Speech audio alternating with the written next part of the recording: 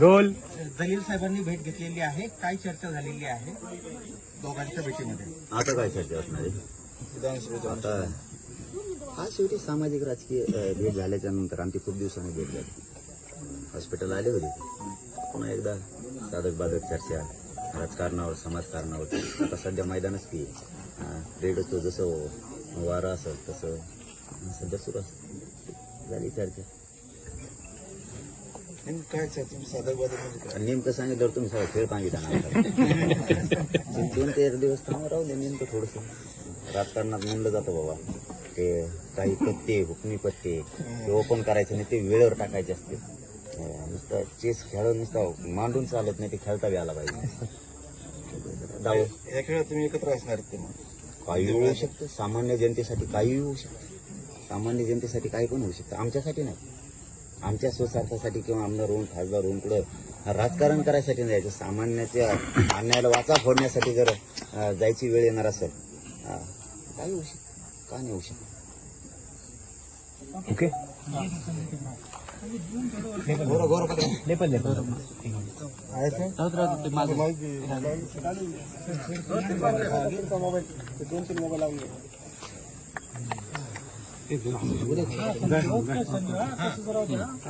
विधानसभा निवडणुकीचा तारखा जाहीर झालाय.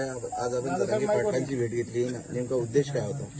मी जरांगे पाटील साहेबांना 2दा हॉस्पिटलमध्ये जाऊन भेटलो होतो. इथेही जेव्हा त्यांचं आंदोलन सुरू झालं होतं इथेही आलो होतो आणि त्यावेळी मी एक गोष्ट सांगितली होती की आपण जेव्हा हे घोषणा देतो एक मराठा लाख मराठा, तर त्यावेळी मी सांगितलं होतं की एक मराठ्यांनी पूर्ण महाराष्ट्रामध्ये कशा गाजवलेलं आहे. सगळं लाख मराठा रस्त्यावर आले तर काय हो.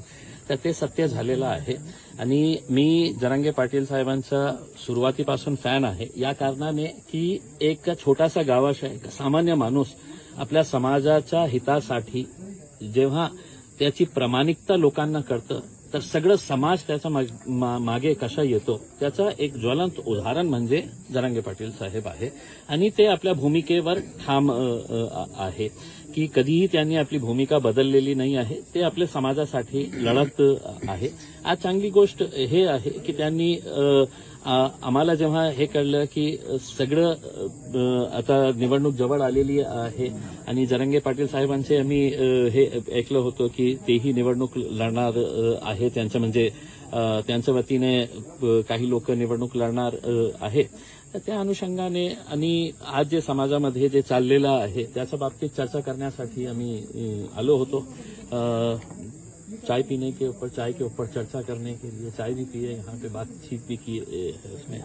अब आगे देखेंगे जो भी होगा. येत्या विधानसभेत जरांगे पाटील आणि तुम्ही एकत्र आम्हाला दिसणार आहात? देखिए जैसा अभी जरांगे साहब ने आपको बताया है कि कुछ दिनों के अंदर कुछ ना कुछ तो जो भी फैसला लेंगे, मैं अकेला अपने तौर के ऊपर मेरी पार्टी का फैसला नहीं कर सकता हूं. जरांगे पाटिल साहब की सबसे अच्छी बात यह है कि जब भी उन्होंने कोई फैसला लिया है अपने समाज के साथ चर्चा करके, समाज के जिम्मेदारों के साथ चर्चा करके उन्होंने फैसला लिया है. इसमें हमारी सिर्फ उम्मीद यही है, हमारी सिर्फ ख्वाहिश यही है कि आज महाराष्ट्र में जो राजनीतिक परिस्थिति है, जितने भी एस्टैब्लिश्ड पॉलिटिकल पार्टीज है या जो प्रस्थापित नेता लोग है, इनका लोगों का विश्वास इनके ऊपर से खत्म हो चुका है. तो जब तक आप नए चेहरे नहीं लेके आएंगे, लोगों का विश्वास जो है नए चेहरों के ऊपर होगा और लोगों को लगेगा कि नहीं भाई यही लोग बार बार चुनकर आ रहे हैं करके.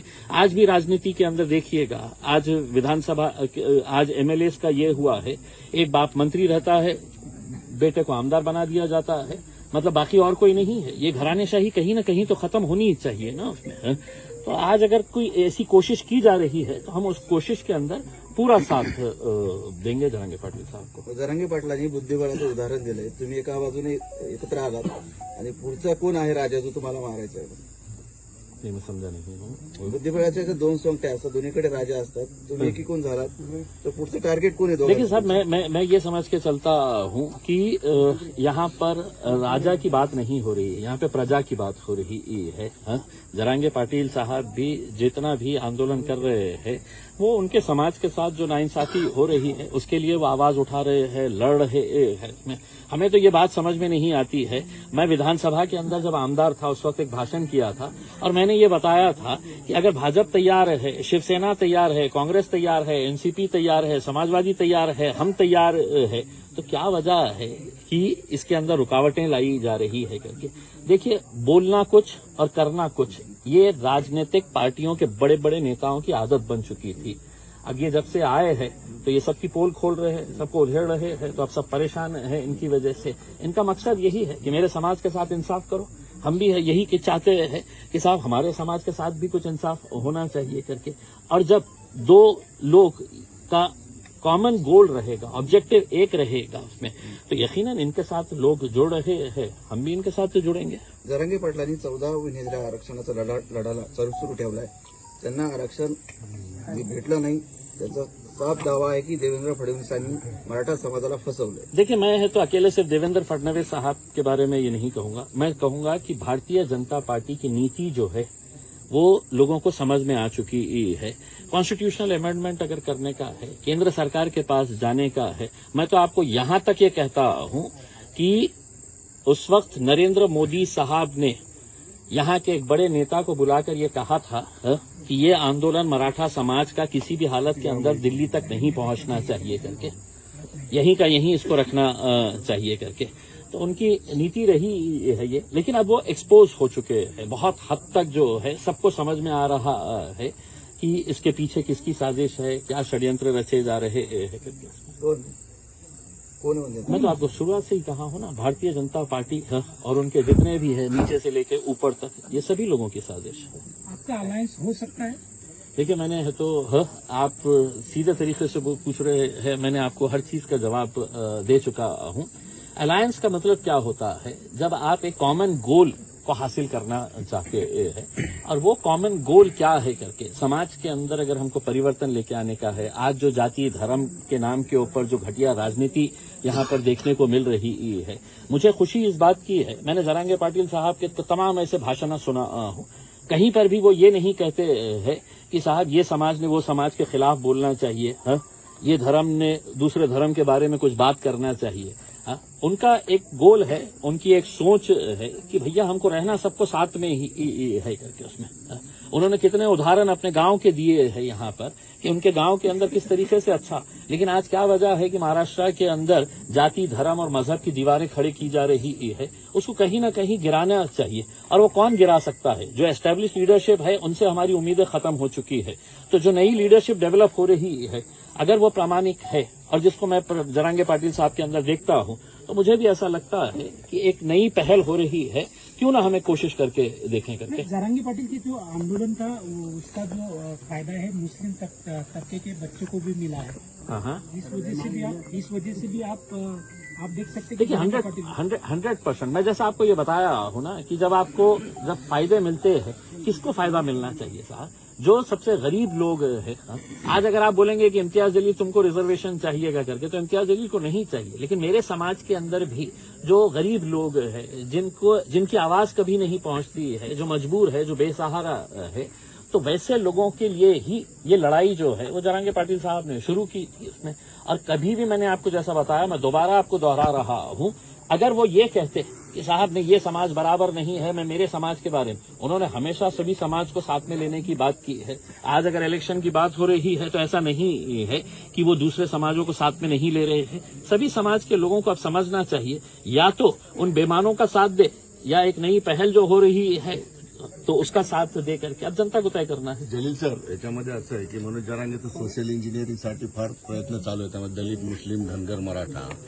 तुम्हाला वाटतं की ही सिच्युएशन आताची जी आहे ते योग्य आता गणित बसू शकतं, योग्य संधी आहे? मला असं वाटतं की 2024ची ही जी निवडणूक आहे याच मुद्द्यावर असणार आहे की आज महाराष्ट्रामध्ये किंवा देशामध्ये जे आज जाती धर्माचा तेढ निर्माण करण्याचा जे प्रयत्न सत्ताधारी आणि विशेषकर भारतीय जनता पार्टीकडून जे सुरू आहे ते कुठेतरी थांबायला पाहिजे। आणि आज सगळ्यात जास्त महाराष्ट्राला काय आवश्यकता आहे तर सोशल इंजिनिअरिंगची, म्हणजे सगळ्या जाती धर्माचे कोणत्याही माणसाला एकमेकाशी द्वेष करायचं नहीं है, उनको अपनी रोजी रोटी से है तो फिक्र ये है, परेशान है, किसान परेशान है।